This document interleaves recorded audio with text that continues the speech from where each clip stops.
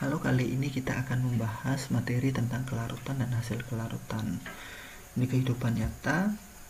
Kalian pasti pernah lihat gua, reaksi pengendapan dan pengecatan tembok. Itu adalah aplikasi nyata dari materi kelarutan dan hasil kali kelarutan ini. Karena itu ada proses pengendapan di dalamnya.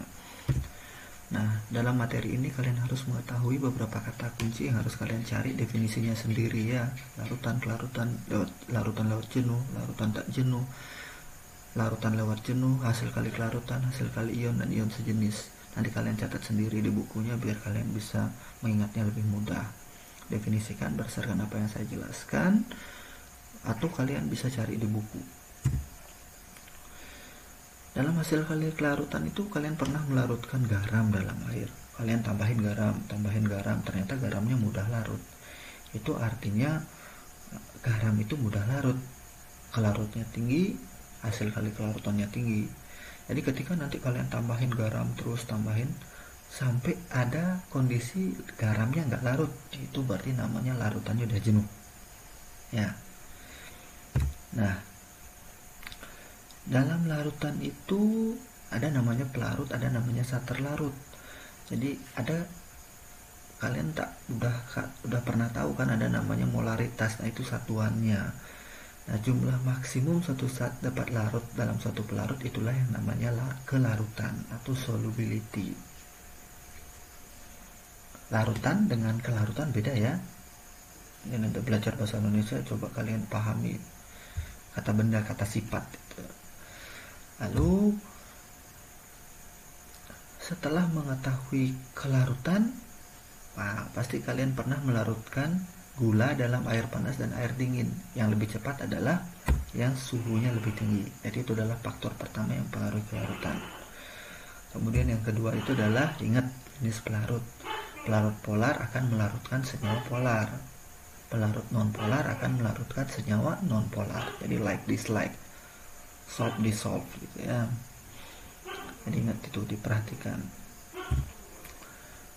Kemudian dalam hasil kali kelarutan itu apa sih?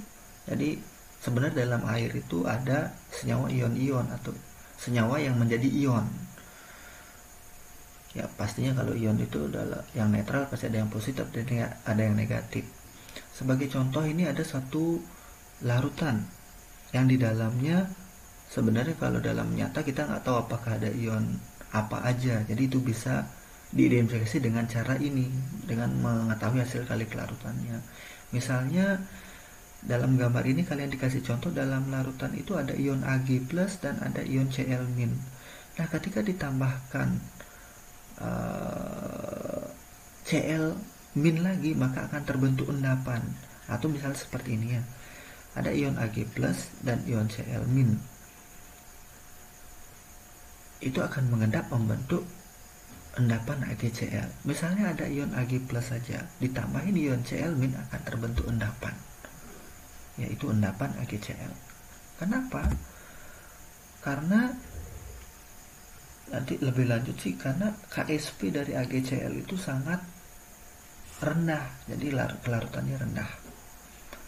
Nah, dalam konsep teorinya kesetimbangannya bisa ditulis seperti ini. Dia ada K sama dengan Ag+. Kan udah pernah belajar ya, saya nggak jelasin lagi. Jadi Ksp-nya itu adalah hasil kali ion dari Ag+ dan Cl-. Itu hasil kali kelarutan. Jadi Ksp-nya bisa dihitung dengan cara seperti itu. Nah, kita jika menyimpulkan dengan AMDN, maka bisa reaksi kesetimbangannya ditulis seperti ini. Ya, setelah ditulis seperti ini, Ksp-nya ya seperti itu. Jadi koefisien menjadi pangkat. Ya, koefisiennya menjadi pangkat. Dan nilai tetapan ini akan tetap pada suhu tetap. Namanya juga tetapan. Lalu bagaimana hubungan antara kelarutan dengan Ksp ini? Ya, jika reaksinya seperti tadi, maka kelarutannya bisa disimbolkan dengan S, molar. Maka konsentrasi dari ion dalam reaksi kesetimbangannya juga disimbolkan dengan S. Jadi perhatikan koefisiennya. Nanti kalau koefisiennya 1 maka sama berarti, tapi kalau koefisiennya 2 ingat dikalikan dengan koefisiennya. Maka Ksp nya kan udah tadi Jadi hasil kali ionnya. Lalu bagaimana dengan kelarutannya? Ya tinggal ya persamaan matematis saja sih sebenarnya. Jadi kelarutnya sama dengan pangkat dari M koefisiennya per jumlah koefisiennya, terus KSP-nya dibagi dengan koefisien pangkat koefisiennya. Nah, nanti di contoh soal ada ya, biar nggak bingung. Lanjut, setelah mengetahui kelarutan, jadi bagaimana hasil kali kelarutan itu? Ya simple, jadi makin besar KSP makin mudah larut. Itu pegang satu aja ya. Jadi kalau makin kecil KSP berarti makin susah larut. Itu aja. Nah, ada hasil kali ion. Jadi ini kan ini KSP tetapan. Jadi pada realitanya akan ada yang kayak tadi tak ceritain. Ada larutan, nggak tahu ion apa aja. Terus terjadi pengendapan. Nah, itu KSP itu bisa digunakan untuk memperkirakan terbentuk endapan atau tidak. Nah, kondisinya adalah seperti ini. Jika hasil kali ionnya lebih besar dari KSP, terjadi endapan. Jika sama, tepat jenuh. Jika kurang, ya bisa larut lagi, tidak terjadi endapan. Itu. Lanjut. Mudah-mudahan kalian gak mumet lihat video ini ya. Lalu ada kondisi nanti ketika kita udah tahu nih dalam larutannya ada ion apa aja. Lalu apa pengaruhnya jika ada ion senama atau ion sejenis? Nah, ini sebagai contoh tadi ada AgCl, lalu ditambahin NaCl, berarti ada ion Cl- kan ditambahin. Lalu gimana? Terus ditambahin ion Ag gimana? Nah, sama-sama ada ion Ag. Ternyata dampaknya adalah makin terbentuk endapan. Logikanya kalau makin banyak terbentuk endapan artinya larutan tersebut tik-tok dipikirin ya akan membuat kelarutan senyawa tersebut menjadi berkurang ya. Jadi kelarutannya makin kecil karena orang mengendap ya udah makin susah larut. Nah, ini ada beberapa contoh soal yang bisa kalian pelajari. Nah, baca sendiri aja nanti deh. Nanti handouts-nya juga saya kasih. Ya, sebiasa dalam menyelesaikan soal kalian harus analisis 10 apa aja yang diketahui dalam soal itu, kemudian apa aja yang ditanyain. Yang diketahui udah jelas. Kemudian cara menjawab yang harus kalian perhatikan pertama adalah ya membuat reaksinya, kemudian membuat simbol SS kayak tadi. Nah, kan ada 2 koefisien OH minnya kan 2, berarti dikali 2 kan, jadi 2S. Kemudian KSP-nya adalah 3,2 kali 10 pangkat min 11.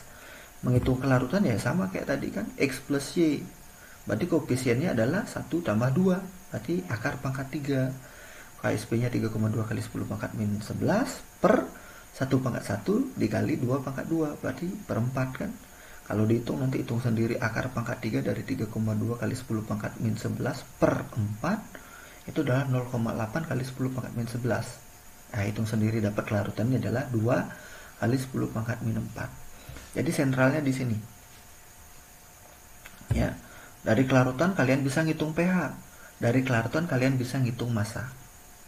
Gimana caranya? Awas nggak bisa. Itu udah dari kelarutan, molaritas bisa ngitung jumlah mol. Dari jumlah mol bisa ngitung massa. Dari kelarutan perhatikan OH. Ya, ketemu deh pH-nya segitu. POH. Soal berikutnya ini. Nah, ini seperti biasa nanti pahamin sendiri. Ini jadi kesimpulannya sebenarnya tidak ada endapan.